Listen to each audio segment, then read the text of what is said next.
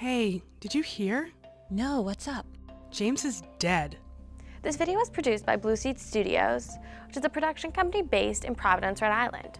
They animate messages that are considered taboo as a way to make them more accessible to all. Their general mission statement is to educate with humor.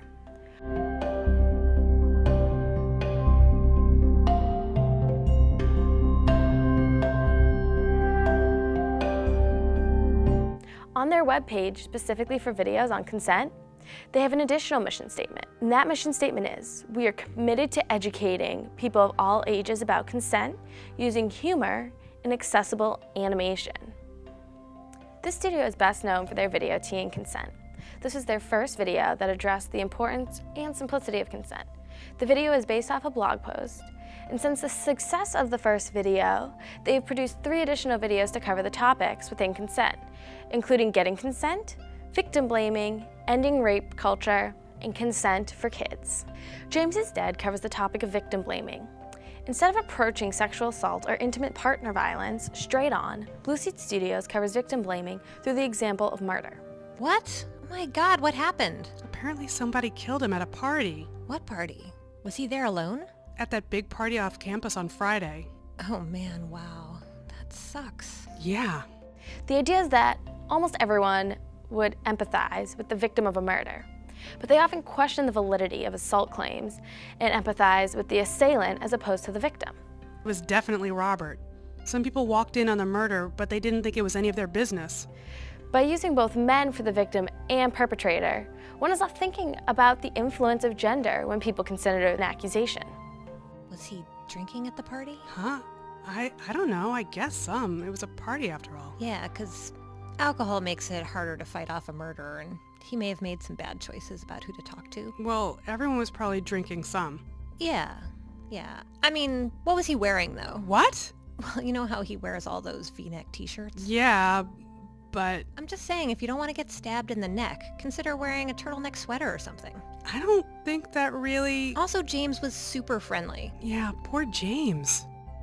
I mean, he was so outgoing. Yeah, nice guy. He talked to everyone. Yeah. So it's kind of no surprise that he eventually met a murderer. What? I'm just saying, if you don't want to get murdered, don't go around talking to strangers at parties and just expect it to be fine. Though these questions seem absurd, when it comes to speaking of accusation of murder, they're not at all unheard of when it comes to accusations of sexual assault. This video is intended for anyone and everyone, but its particular target audience would be college students, because Blue Seed Studio is aiming to be a more accessible way of gaining knowledge on victim blaming.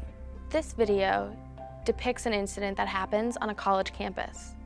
Here at the University of New Hampshire, we have a department called SHARP, or the Sexual Harassment and Rape Prevention Program. I was able to speak to 2 community educators there. We are the support center for the Durham campus of the University of New Hampshire. So we work with student survivors and faculty and staff who've been impacted by sexual violence, relationship abuse, or stalking.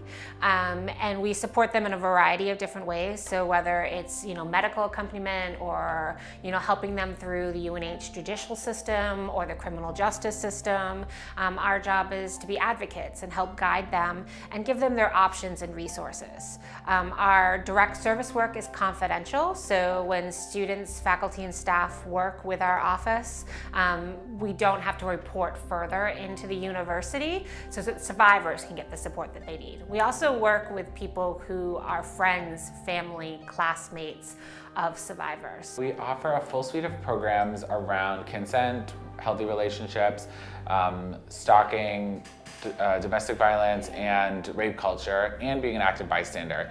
All of our in our suite of programs often are very tailored and customizable to the audience that requests them.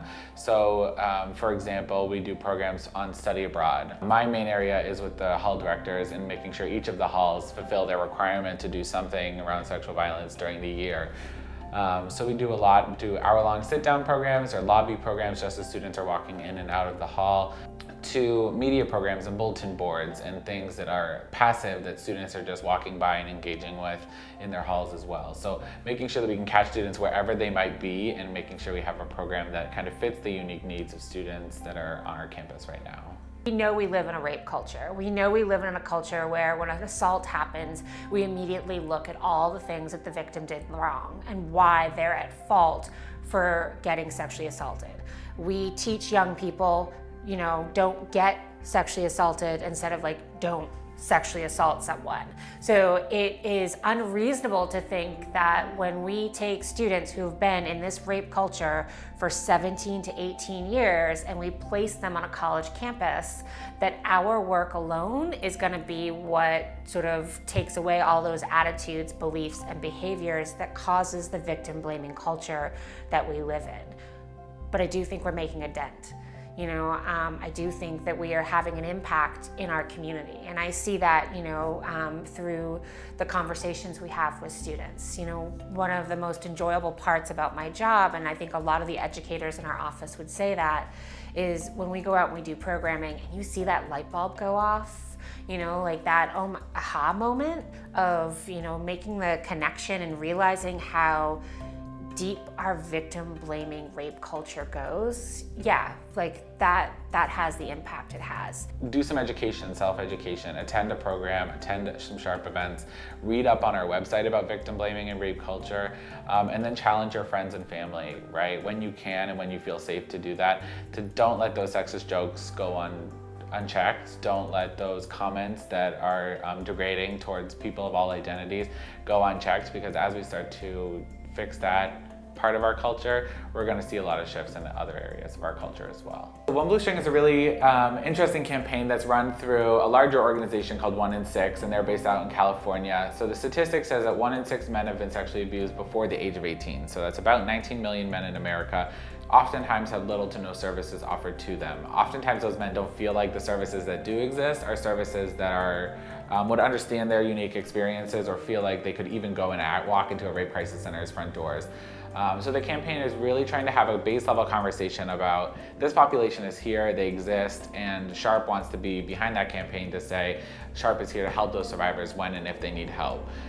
So we partnered with CAB for the last 3 years to deliver the campaign, and it's a really awesome opportunity because it's I think a population of students we wouldn't necessarily see. I don't maybe think they come to a lot of our programs, or maybe we haven't seen them in different areas. We have a box full of acoustic guitar strings and electric guitar strings, and just talk with students, and we've gotten some really incredible responses from the campaign. Wild Acts is a student org here on campus, and I and David Kay out of the theater department are advisors. When all of our first year students move in, they're required to see this performance. And the performance covers issues from diversity to sexual assault to stress management and mental health concerns to alcohol, and all of these things have the bystander theme throughout them. So it's not just about what you can do if it's happening to you, but also what you can do if it's happening to, someone in your dorm or someone you know. I mean, 1 in 5 college students gets murdered. You should have been more careful. No one ever thinks it will happen to them. In this video, the statistic is put forth that 1 in 5 college students gets murdered. Though this is not true for murder, it is true for sexual assault. By putting the statistics in the context of murder, it pulls hard on people's sense of an inherent good and causes them to rethink how they perceive those accused of sexual assault. James is Dead has been viewed on YouTube almost 88,000 times since it was posted on June 6, 2016. Though it hasn't gone viral yet, that doesn't mean it won't. It has great potential as a powerful teaching tool for younger kids and college students alike. Part of the beauty of this video is that it has no real expiration date for its relevance. Until survivors of sexual assault are no longer being blamed for their attack, this video will remain relevant. Our society has a problem with blaming the victims of sexual assault and intimate partner violence. James is Dead takes a step in the direction of trying to end this pattern and move our culture to a place of compassion and support.